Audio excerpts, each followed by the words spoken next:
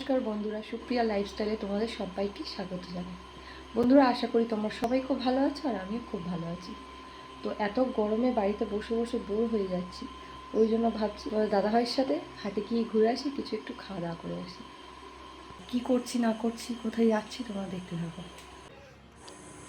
তো বন্ধুরা, এটা হচ্ছে আমার বাবার বাড়ি, ওখানে সূর্যপুর হাটে জোড়া মন্দির।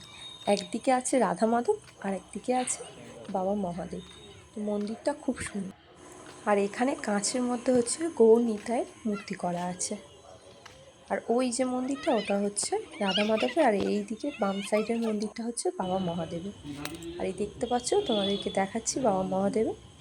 এখানে আমি বিয়ের আগে শিব চতুর্দশী পূজা করতাম। আর এই মন্দিরের উল্টো দিকে গঙ্গার ঘাট আছে, ওখানে প্রত্যেক দিন সন্ধ্যাবেলায় বসে সবাই আড্ডা মারে।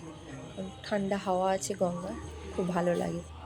আর এই যে তোমাদের দাদা ভাই দাঁড়িয়ে মন্দিরটাকে ভালো করে দেখছে, তবে ও আগেও এসেছে। বাবা মহাদেবের মন্দিরে প্রণাম করে এখন যাচ্ছি রাধা মাধবের মন্দিরে।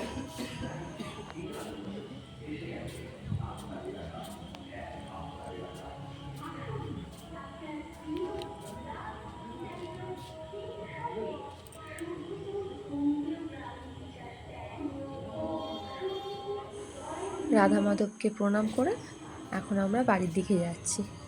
আর কত সুন্দর এই জায়গাটা, কত বড় মাঠ। শিব চতুর্দশী পূজার সময় আমাদের এই পুরো মাঠটাতে প্যান্ডেল হয়, আর এখানে প্রচুর ছেলেমেয়েরা পূজা দেয়। আর ওই যে তোমাদের দাদাভাই বাইক নিয়ে দাঁড়িয়ে আছে চলে যাব বলে। এখন আমরা হাটের ভিতরের দিকে যাচ্ছি। আজ শুক্রবার বলে প্রায় সব দোকানই বন্ধ। তো তোমরা দেখতে পাচ্ছ আমরা ফুচকা খেতে চলে এসেছি। তো এখন তেঁতুল জলটাকে রেডি করছে। চলো বন্ধুরা, পরে দেখা হচ্ছে, এখন ফুচকাটা খেয়ে নিই।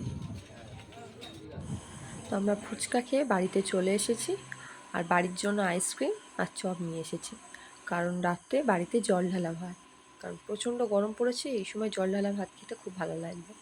আর তার সাথে চপ আর আলু সিদ্ধ।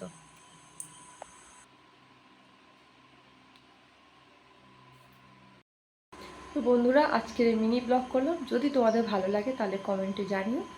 আর আজ ভিডিওটা এই পর্যন্ত শেষ করলাম। সবাই সুস্থ থেকো, সাবধানে থেকো, আর গরমে বেশি বেশি করে জল খেও। আর যদি ভিডিওটা ভালো লাগে তাহলে অবশ্যই কমেন্ট করে জানিও।